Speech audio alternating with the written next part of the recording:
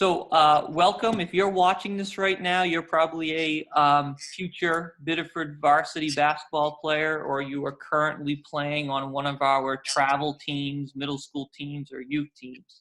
And what we wanted to talk about today as you guys prepare for your upcoming season is the importance of being a great teammate to your fellow teammates and to your coaching staff. And we really want to try to go over and fine-tune the differences between being a good teammate and being a great teammate. And we want all of you guys to strive for being a great teammate this upcoming season. I've asked a couple of our past players who were great teammates in their own way to kind of share some thoughts as you guys prepare for the upcoming season. We have Carter Edgerton, who is a senior point guard for us for his career, and he had the unique ability of he experienced some teams that didn't win a lot of games, and he experienced some teams that did win a lot of games. DeSean Cromwell is currently playing at SMCC at the collegiate level. His 2 years when he was on the varsity team, we made the playoffs both years, and he had tremendous amount of energy. And then our final participant for today is Jeremy. He graduated 2016, Jeremy? Yeah. And Jeremy offers a unique perspective because when he was playing in our varsity program, we did not win a lot of games. So he can kind of give you a different perspective on that end as well. So thank you guys for joining in here. So the first question I have for you guys is when you hear the term great teammate, if you guys could describe what that means in like one or two sentences, what does a great teammate mean?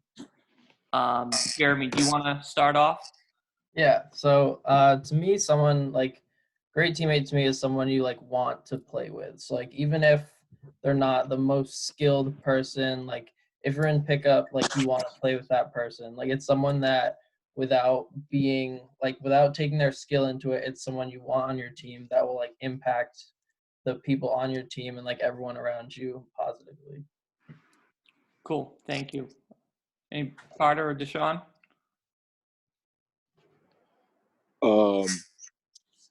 Being a great team, like what describes a great teammate, probably a guy that just put like the whole game of basketball aside, someone you can literally call like a brother. Or I feel like someone who, yeah, that's probably actually pretty much it, honestly.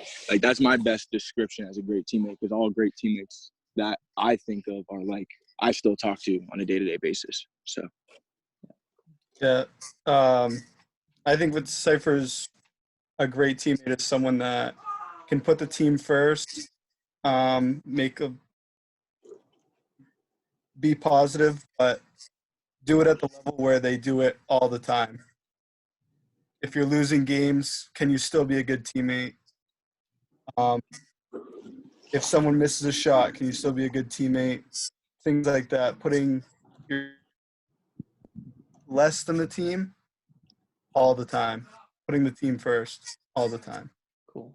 All right. Thanks.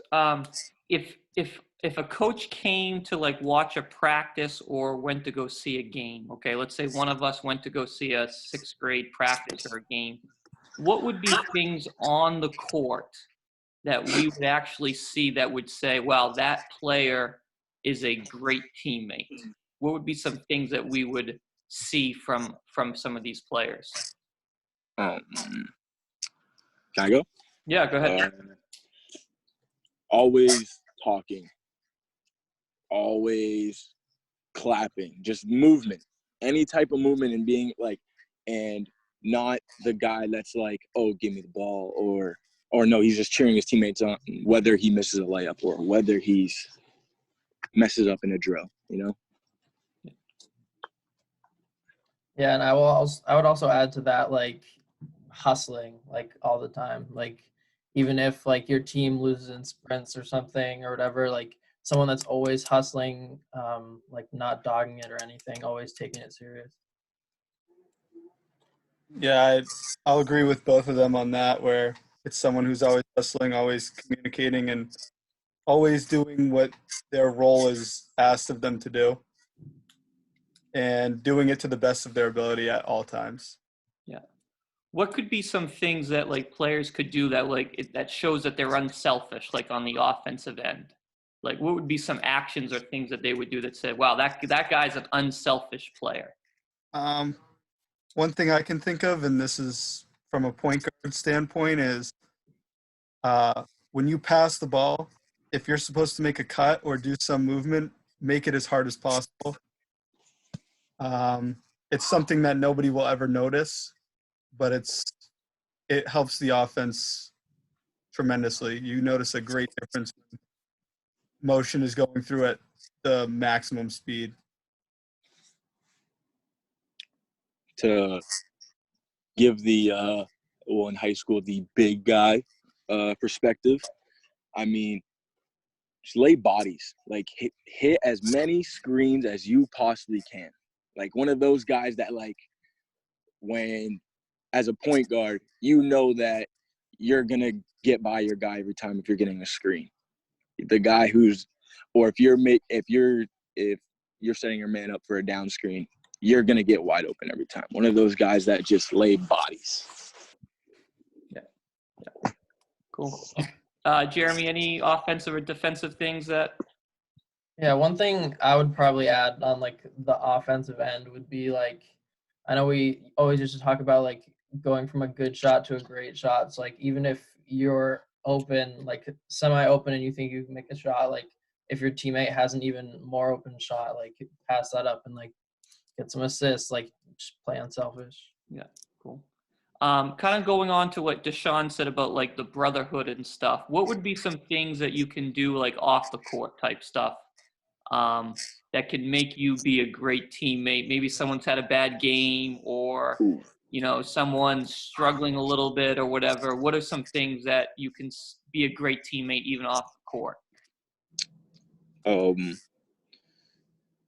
You for like me for like a perfect example, if I notice like a teammate has a bad practice, or if I notice he's not having a great day, I like take my time to like actually have like a personal conversation with them, like make sure they're okay. Yeah, cool. If I had something to give, it'd be to give a ride. Anytime that someone needs a ride, if they're like, "Oh, don't worry, my mom just left," be like, "Tell her to stay home. I can bring you home." You get a lot of conversations in a car ride. It's shocking how much can happen in a 10-minute car ride. One thing that I would add that like maybe people might not think of is like doing well in school or like behaving in school. 'Cause, like I know we had plenty of kids on our team that like were academically ineligible and they couldn't play, and that really hurts the teams. Like from that kind of concept, like being a good student and keeping yourself like available for the team also makes you a good teammate. Yeah, cool. Kind of moving on to like difficulties. What makes it difficult to be a great teammate? What are some of the things that you may have struggled with, or you've seen some other kids struggle with being a great teammate, or moments that can be challenging for young kids? One thing that I know was challenging along the way is when you're not winning games, it's a lot harder to show up to practice and continue to be positive. And the other one is when you're fighting for a spot and you kind of know you're losing it, it's tough to say, this is um, what's happening, and I need to stay positive and continue to push the person that's ahead of me. One thing I would say, at least for me, and I know like a lot of kids I've coached and then people I've played with, is like a lot of people have parents that want like them to be the all-star, like they want them to get all the shots, they want all the stats, and like coming to grips with like if that's not your role, like some parents don't accept that, and like at some point you just have to accept that like your parents aren't always going to be happy with your stats and your success. Like it's your teammates and like your coach's opinions that really matter. To continue that, it's hard to be a great teammate because, for example, I had a personal experience during the season where you expect, like as a returner, coming from like having high expectations, sorry, I had to move my That's phone. okay. I need to charge my phone. But coming from high expectations and then completely switching teams, learning how to say something. I mean that by like, I have a lot of passion in what I do, so it may come out wrong, but like, man, I'm struggling on how to like actually say this.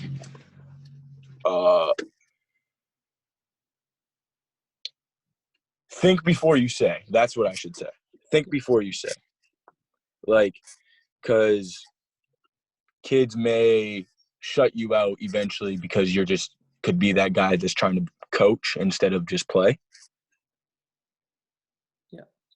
And I think just to kind of add to that, I think it's like that saying, like there's a time and place for everything. You got to find that right time and place to, Exactly. you know, add in your comment or your piece that you'd like to kind of add to it.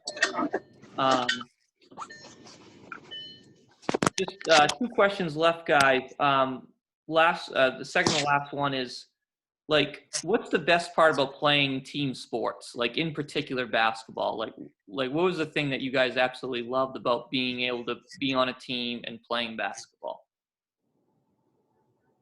For me, it was probably just like everyone working together, like everyone's trying to achieve the same goal, everyone's trying to win, like everyone's trying to, it's just like everyone coming together from like their own perspectives, coming together to like make it work is like my favorite thing.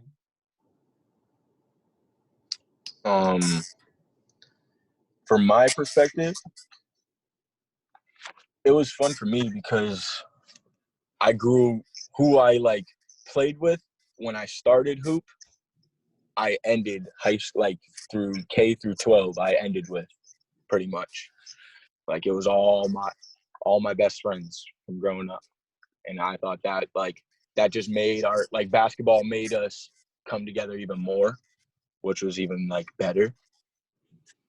Yes. Yeah, no, the best part about especially basketball is when you play football and you play baseball, you're looking at 20-man, even 30, 40-man rosters. When you play basketball, you have 12 guys, and you just go at it every day. And you know you're going to get the same type of personalities every day, and that's probably the best part, is just building relationships with people as you go. And the random times where you meet up at Mayfield and fall together. Mayfield. All right. So last question I have, guys, is what's one piece of advice that you would give to, this Biddeford basketball player who's going to be starting his, first game in a couple of weeks? What would be the advice you'd give to them to being a great teammate for this upcoming season? I would probably say just to be selfless, like check your ego at the door. No one's bigger than the team and the team's goal. Like, just like accept your role, flourish in it, and like no matter what your role is, just always accept it. Always look at the team's needs before your own. Like, no one's bigger than the team. Yeah, if I were to say anything, it'd definitely be selfless and compete all the time at the highest level. Practices, games, even film sessions, compete all the time. For me, it would be be as loud and as energetic every single day of the season. Like, treat practice like a game. You treat games like a game, like everything. I don't, if it's film, if it's even in the classroom, just like you stay on top. Just do everything just like you would do in a game. You go to school just like you won't miss a game, right? So don't miss school. Like, you won't miss practice, don't miss a homework assignment. So, like, stay on. That's probably my best advice, because that's what I kind of lacked of. So I don't want people to do what I did. So. Hey, Curtis. Curtis. Curtis was another There he is. great teammate for us these past couple of That's years. right. Just won the Stephen White Award just last night, which is pretty cool. So, anything else to add, guys? Anything else that you'd like to say to any player that's going to be playing here in the next couple of weeks? I mean, I guess last thing I would say would be, like, being a good teammate doesn't get your name in the paper. It doesn't, like, make you popular. It doesn't win you friends. But, like, being a good teammate, my best people that I played with, like, all I think of is the best teammates. I don't think of, like, the best players. Like, the only people I talk to are, like, the people that were good teammates. Yeah, be someone that everyone will want to be around even after basketball's over.